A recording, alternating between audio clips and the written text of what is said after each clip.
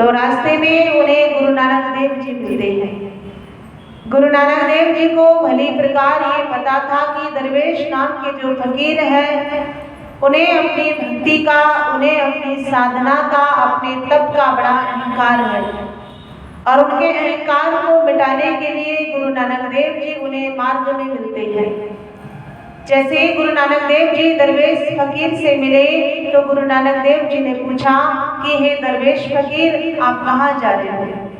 दरवेश फकीर कहने लगे कि बाबा नानक, मैं हज की यात्रा पर जा रहा हूँ, अर्थात मैं तीर्थ भ्रमण पर जा रहा हूँ।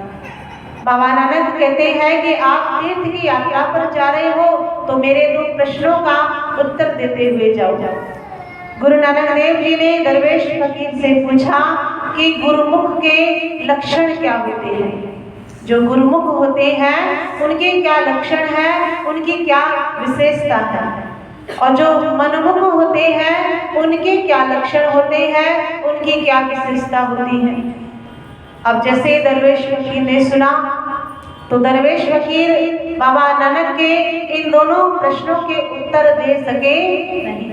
गुरुमुख का मतलब, जिस प्रकार एक फूल होता है जिसका नाम है सूरजमुखी। सूरजमुखी का अर्थ उसकी क्या क्वालिटी है, उसकी क्या योग्यता है। जिधर सूर्य भगवान होते हैं वो उधर ही रहता है। अगर सूर्य भगवान संध्या के समय पश्चिम दिशा में आ जाएंगे तो वो फूल भी किधर घूम जाता है? पश्चिम दिशा में, और इसीलिए उसे क्या कहा जाता है? सूरजमुखी। ठीक इसी प्रकार कहा कि जो गुरुमुख होते हैं, गुरुमुखी होते हैं, वो सदैव अपना ध्यान, अपना मन सदगुरु की ओर लगा कर रखते हैं। उनका मन, उनका चित्त इधर उधर जाता नहीं। पर दरवेश फकीर गुरु नानक देव जी के दोनों प्रश्नों का उत्तर नहीं दे पाए। दरवेश फकीर गुरु नानक देव जी से कहते हैं कि महाराज, मैं यात्रा पर जा रहा हूँ और जब यात्रा से लौट कर आऊंगा तो आपके दोनों प्रश्नों के उत्तर तलाश करके आऊंगा। गुरु नानक देव जी ने कहा ठीक है, आप यात्रा पर जा रहे हो तो जाइए, पर पानी के जहाज में बैठकर जाओ जिससे आप जल्दी यात्रा पूरी कर सको। दरवेश फकीर पानी के जहाज में बैठकर हज की यात्रा पर जा रहे थे तो एक ऐसी जगह वो पहुंचते हैं जिस जगह को देखकर उन्होंने सोचा कि यहाँ की जगह कितनी सुंदर है, क्योंकि चारों तरफ हरियाली है, चारों तरफ का वातावरण शीतल है, ठंडा है, और चारों तरफ ठंडा मौसम है, हरा भरा और सुंदर बड़ा मौसम है। जैसे दरवेश फकीर वहाँ के नज़ारे को देखते हैं तो उनका मन बड़ा प्रसन्न हो जाता है। इतनी ही देर में अचानक वहाँ बहुत तेज बारिश होने लगी। जैसे बारिश होने लगी तो दरवेश फकीर मन में विचार करते हैं कि यहाँ तो पहले ही हरियाली है, यहाँ तो पहले ही इतना ठंडा मौसम है, इतना हरा भरा यहाँ पर वातावरण है, और यहाँ पर बारिश की कोई आवश्यकता नहीं। तो वो तुरंत खुदा की इबादत करते हैं और खुदा से प्रार्थना करते हैं कि हे खुदा, इस बारिश को रोक दो, क्योंकि यहाँ पर इस बारिश की कोई आवश्यकता नहीं है। तो पहले ही वातावरण इतना शीतल है, इतना ठंडा है, चारों तरफ हरियाली है।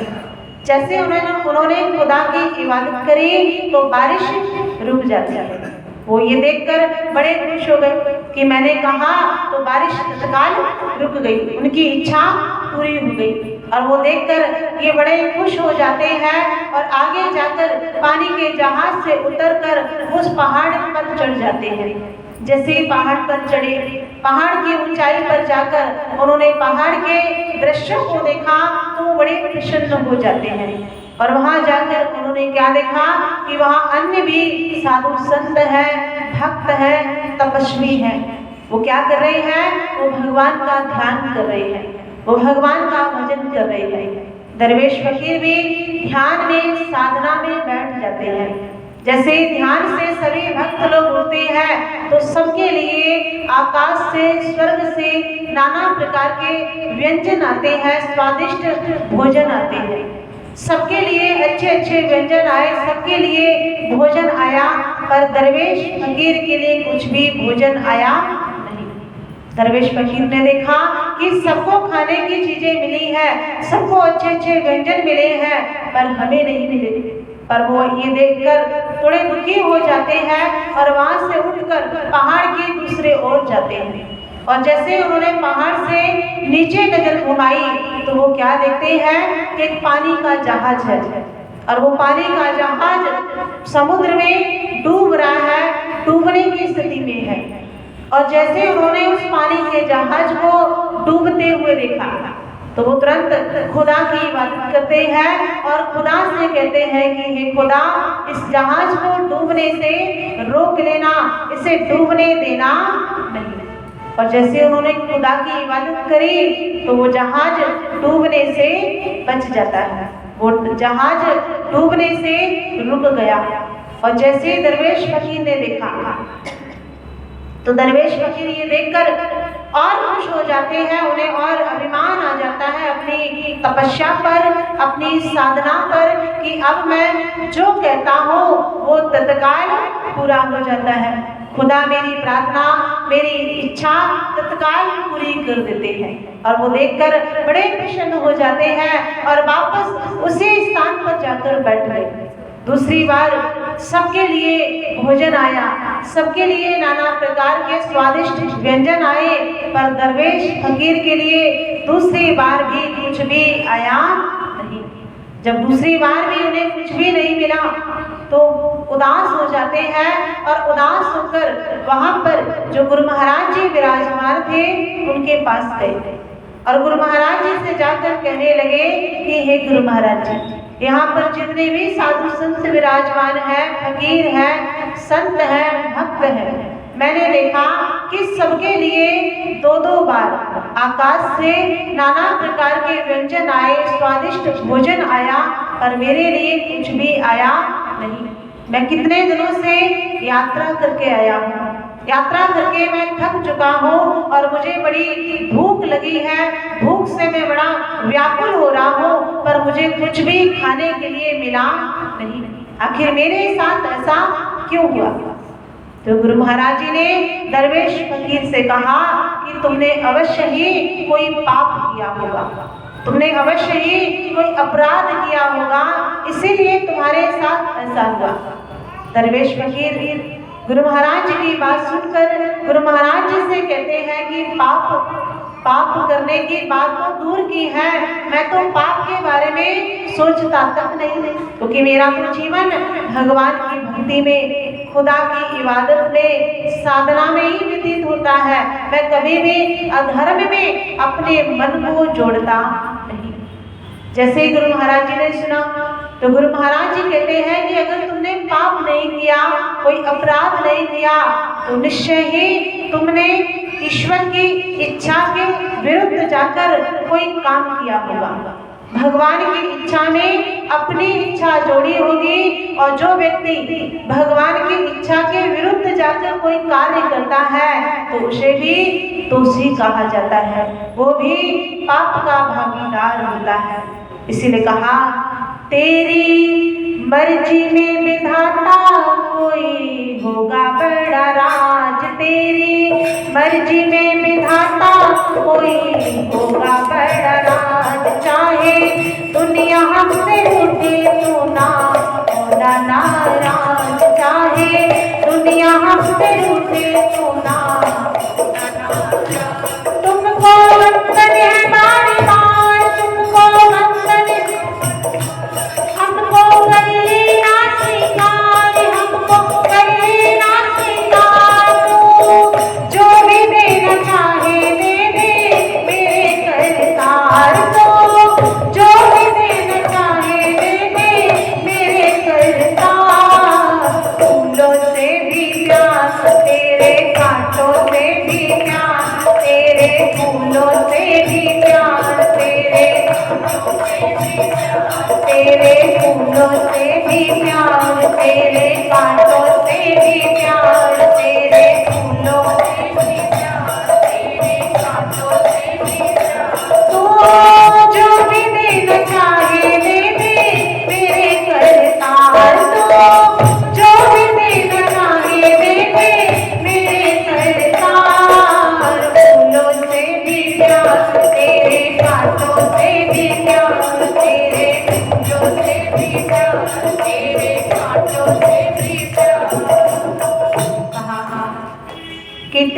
मर्जी में विधाता, कोई होगा बड़ा राजा। कि भगवान की मर्जी में, भगवान की इच्छा में बहुत बड़ा राज छिपा होता है। उस राज को साधारण मनुष्य कभी भी जान सकता नहीं। इसलिए भगवान की इच्छा में सदैव मनुष्य को क्या होना चाहिए? राजी होना चाहिए। सदैव ईश्वर की इच्छा में प्रसन्न रहना चाहिए। कहा कि हे परमात्मा, चाहे आप फूल दो, चाहे आप कांटे दो, दोनों स्थिति में हमें दोनों ही स्वीकार है। ऐसी भावना मनुष्य की कब बनती है? जब मनुष्य दृढ़ता से भगवान के चरणों में जुड़ जाता है। जैसे मीराबाई जी को मारने के लिए राणा जी ने सर्प भेजा, तो मीराबाई जी सर्प को देखकर भयभीत नहीं होती, बल्कि मीराबाई जी क्या कहती है कि आ गए मेरे सावरिया सर्प के लिबास में। कि हे मेरे सावरिया, हे मेरे परमात्मा, आप सर्प के निवास में आ गए। अर्थात उन्होंने सर्प के अंदर भी परमात्मा की छवि को देखा, भगवान के दर्शनों को प्राप्त किया। ठीक इसी प्रकार एक सच्चे भक्त की पहचान होती है कि वो भी संसार में सबके अंदर भगवान को देखता है। वो किसी का अनहित, किसी का बुरा चाहता नहीं, वो सबका क्या चाहता है? हित चाहता है, भला चाहता है। और ऐसे हित भला चाहने वाले केवल और केवल भगवान के संत होते हैं। और इसीलिए संतों को भगवान का स्वरूप बताया जाता है, संतों को रामदूत बताया जाता है, क्योंकि जैसे भगवान सबका भला सोचते हैं, ठीक इसी प्रकार संत जन भी सबका भला और सबका हित चाहते हैं। जैसे ही दरवेश फकीर ने सुना कि गुरु महाराज जी ने क्या कहा कि ईश्वर की इच्छा के विरुद्ध जाकर तुमने कोई काम किया होगा, तो उन्हें याद आता है कि उन्होंने कौन सा काम किया। दरवेश फकीर कहते हैं कि हाँ गुरु महाराज जी, मैंने 2 बार ऐसा कार्य किया। पहली बार मैंने जो बारिश हो रही थी उस बारिश को रोक दिया, क्योंकि मेरी ये भावना थी कि शायद वहां पर बारिश की आवश्यकता नहीं। गुरु महाराज जी कहते हैं कि जो बारिश हो रही थी वो किसकी इच्छा से हो रही थी? ईश्वर की इच्छा से, वो भगवान की इच्छा से, पर तुमने अपनी इच्छा जोड़ दी थी।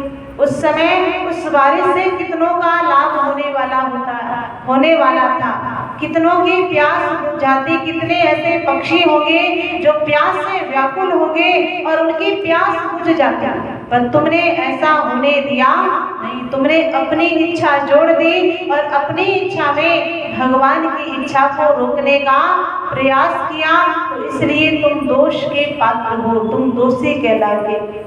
दूसरी बार दरवेश फकीर कहते हैं कि जहाज समुद्र में डूब रहा था, तो डूबते हुए जहाज को मैंने रुकवा दिया। तब गुरु महाराज जी कहते हैं कि जो जहाज समुद्र में डूब रहा था, उस जहाज में भी तो लोग बैठे थे, और वो जहाज डूब रहा था तो वो लोग भगवान को पुकारते थे, वो लोग भगवान की प्रार्थना करते, ईश्वर को याद करते, और उनके पुकारने से, उनके भगवान को याद करने से अगर वो जहाज डूबने से बच जाता, तो ना जाने उस जहाज में ऐसे कितने नास्तिक लोग बैठे होंगे, वो क्या बन जाते?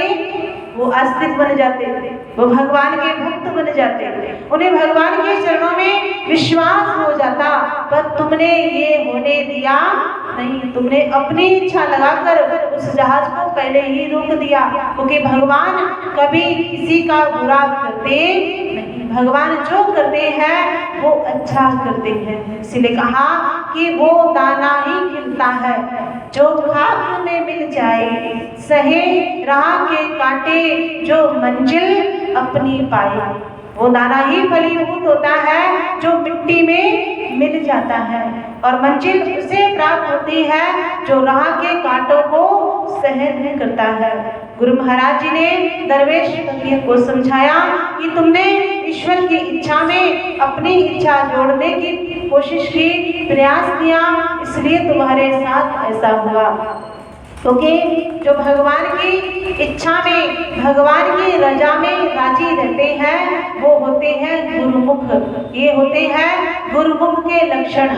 और जो अपनी इच्छा लगाते हैं कि ऐसा नहीं, ऐसा होना चाहिए था, वैसा नहीं, ऐसा होना चाहिए था, ये ठीक था, ये गलत था, और जो व्यक्ति अपनी इच्छा लगाता है तो ऐसे व्यक्ति को क्या कहा जाता है? वो मनमुख कहे जाते हैं। गुरु महाराज जी दरवेश फकीर को बताते हैं कि जो भगवान की इच्छा में सदैव प्रसन्न रहेंगे वो ही सच्चे गुरुमुख कहलाएंगे, और जो अपनी इच्छा रखते हैं वो मनमुख कहलाए जाते हैं। जैसे दरवेश फकीर ने सुना तो दरवेश फकीर को समझ में आ गया कि मैं जीवन में तप तो करता हूँ, भक्ति तो करता हूँ, साधना तो करता हूँ, पर मैं ईश्वर की इच्छा को समझ पाया नहीं कि भगवान की इच्छा क्या है। और दरवेश फकीर को अपनी भूल का, अपनी गलती का एहसास हो जाता है, और उसके बाद वो गुरु नानक देव जी के पास जाते हैं। तो गुरु नानक देव जी को उन्होंने गुरुमुख और मनमुख के लक्षण बताए। कहने का तात्पर्य कि गुरु महाराज जी की जो सच्चे मन से भक्ति करता है वो कभी भी अपने मन को इधर उधर की बातों में लगाता नहीं। उसका लक्ष्य केवल गुरु महाराज जी को प्रसन्न करना है, उसका लक्ष्य केवल अपनी आत्मा का कल्याण करना है। और ये तभी संभव होगा जब हम मन लगाकर सत्संग को सुनेंगे, श्रद्धा भाव से सत्संग में आकर अपना आत्मिक कल्याण करेंगे। तो आगे भी हमारे परम पूजनीय भाई जी हम सभी लोगों के समक्ष अपने सत्संग विचार रखेंगे।